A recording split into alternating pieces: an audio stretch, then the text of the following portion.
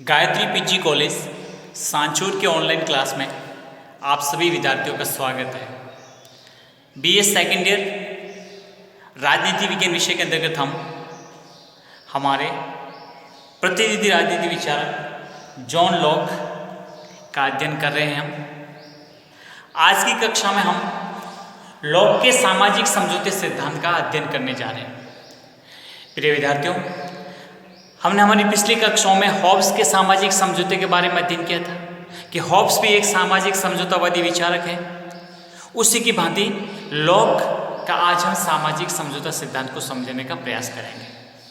हमने पुनः एक बार स्मरण के लिए हॉब्स की हम मानव स्वभाव की बात करते हैं, प्राकृतिक अवस्था की बात करते हैं, प्राकृतिक अधिकार, प्राकृतिक कानून, सबका अध्ययन करते करते एक समझौते के फलस्वरूप राज्य के निर्माण की बात करते हैं। ठीक है, उसी प्रकार से हम लॉक के सामाजिक समझौते सिद्धांत का अध्ययन करेंगे। तो सबसे पहले हम समझते हैं मानव स्वभाव की व्याख्या, अर्थात लॉक ने अपने सामाजिक समझौते का जो प्रतिपादन किया है उसमें स्पष्ट तौर से लिखा है कि तत्कालीन समय में मानव स्वभाव किस प्रकार का है, मानव स्वभाव की सब कुछ चारित्रिक विशेषताओं का उल्लेख किया गया है।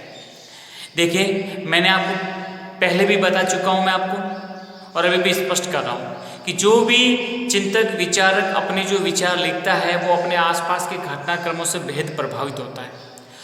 वो जो आसपास घटनाएं घटित होती हैं उनका प्रभाव प्रत्यक्ष अप्रत्यक्ष रूप से अपने विचारों, अपनी लेखनी पर वो उभरते हैं, अर्थात उसमें विचार प्रकट होते हैं।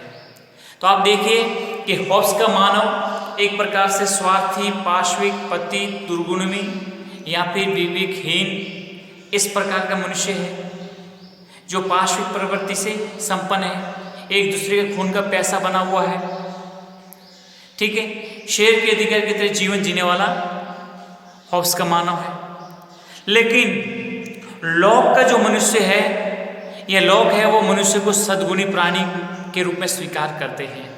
आपको समझना चाहिए कि बिल्कुल उलट, बिल्कुल विपरीत लॉक का जो मानव स्वभाव है वो बिल्कुल हॉब्स से बिल्कुल विपरीत है। लोग कहते हैं कि मनुष्य है वो एक प्रकार से सद्गुण संपन्न है, एक मनुष्य सद्गुणी प्राणी है, अर्थात मनुष्य के अंदर अच्छे गुणों का समावेश है, अच्छे गुणों की खान है। ठीक है, इसलिए मनुष्य न तो पतित है, न पाशविक है, न दुर्गुणी है, न स्वार्थी है। इस प्रकार से मनुष्य के चरित्र का हम आवंटन नहीं कर सकते, उसको नहीं समझ सकते।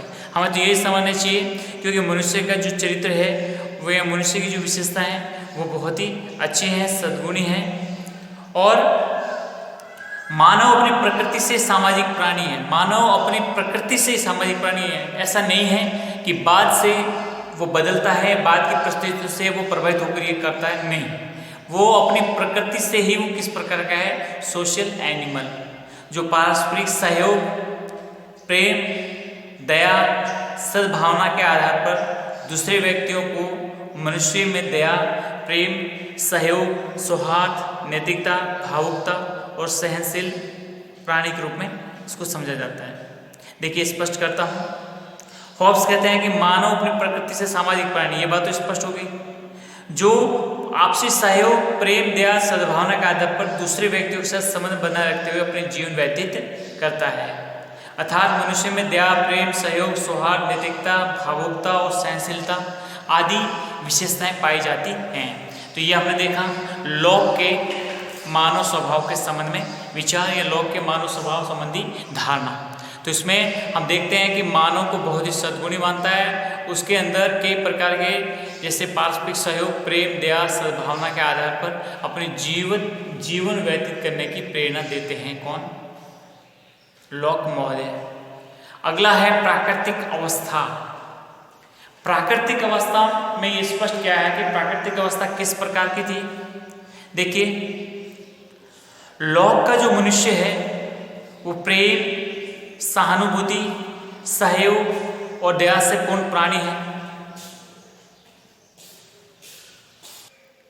लोग यहाँ पर स्पष्ट तरीके से बताते हैं कि मेरा जो मनुष्य है वो अच्छे गुणों की खान है, अच्छे गुणों से संपन्न है, उसके अंदर प्रेम, सहानुभूति, सहयोग और दया से बिल्कुल संपन्न है। ठीक है, इसलिए उसकी प्राकृतिक अवस्था प्रत्येक के साथ संघर्ष की अवस्था न होकर शांति, संपन्नता, सहयोग तथा स्वतंत्रता की अवस्था है।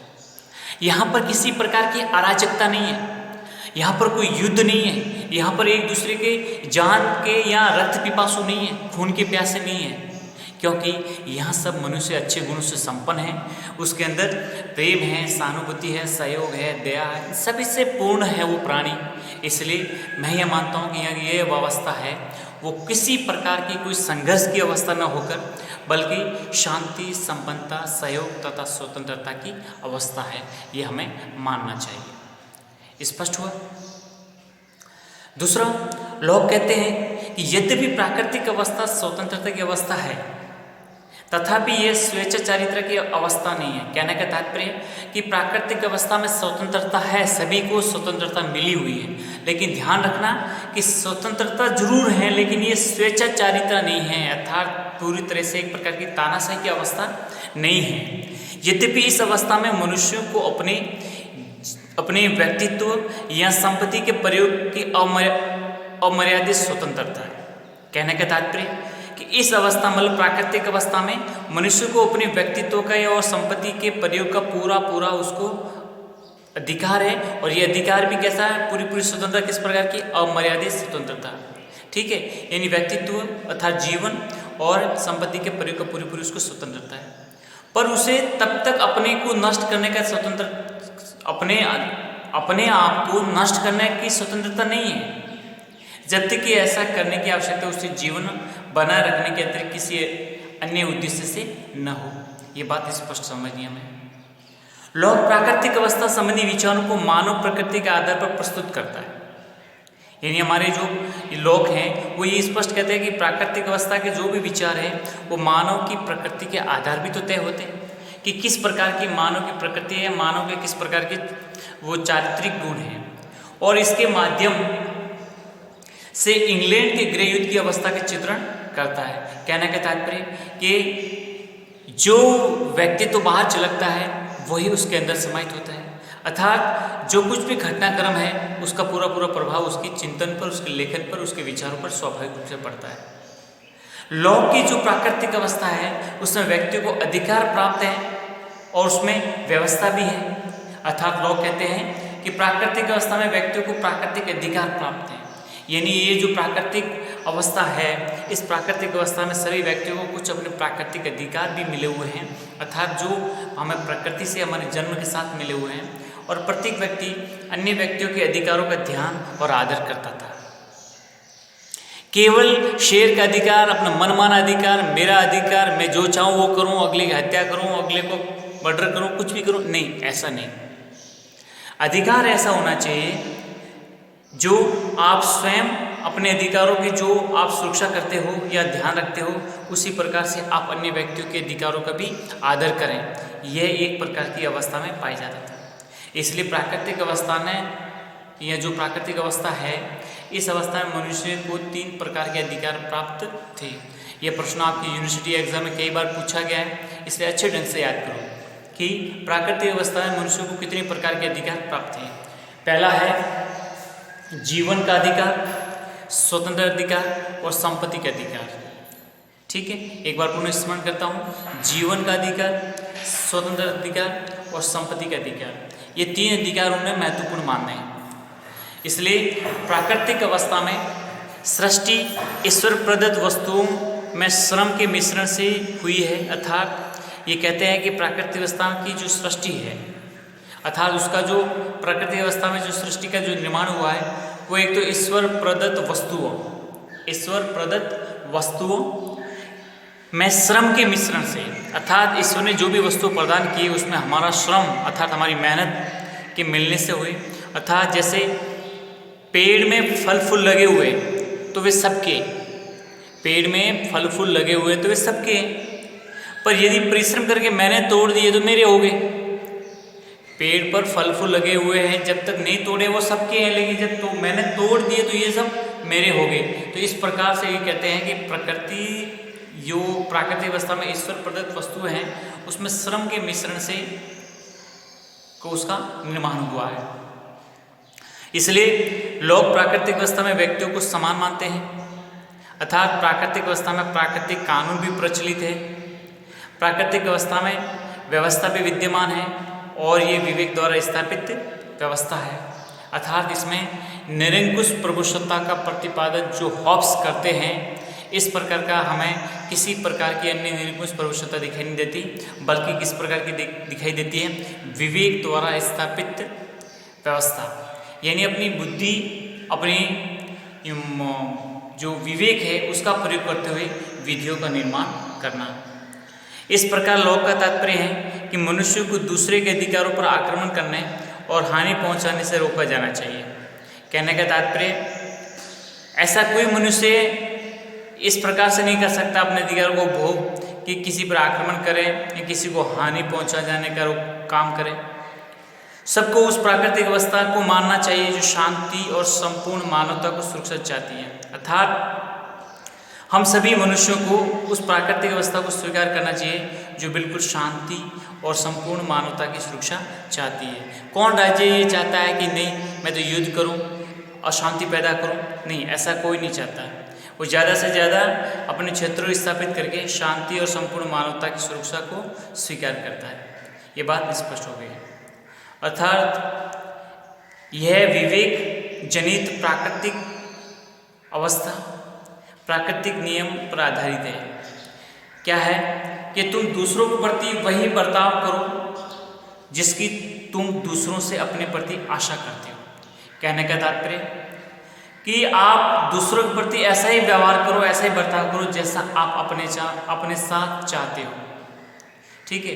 अतः ये प्राकृतिक अवस्था का स्वर्ण युग की अवस्था है। प्राकृतिक इस काल में स्वर्ण युग का जो काल माना जा सकता है वो इस समय है। डनिंग कहते हैं ये पूर्ण सामाजिक अवस्था होने के बजाय केवल पूर्व राजनीतिक अवस्था है। ये डनिंग महोदय ने स्पष्ट किया है। ये थी प्राकृतिक अवस्था जॉन लॉक की। स्पष्ट हुआ, ये हमने देखा। तो देखिए हमने क्या देखा। सबसे पहले हमारे जो सामाजिक समझौतावादी विचारक हैं, आज हम जिसको पढ़ने जा रहे हैं वो लॉक है। लॉक की हमने दो बातों का अध्ययन किया। एक है मानव स्वभाव की व्याख्या, जिसमें उन्होंने स्पष्ट किया है कि मानव का जो स्वभाव है वो पूरी तरह से एक प्रकार से यूँ कह सकते हैं कि अच्छे गुणों से संपूर्ण या सद्गुणों से संपन्न है। क्यों?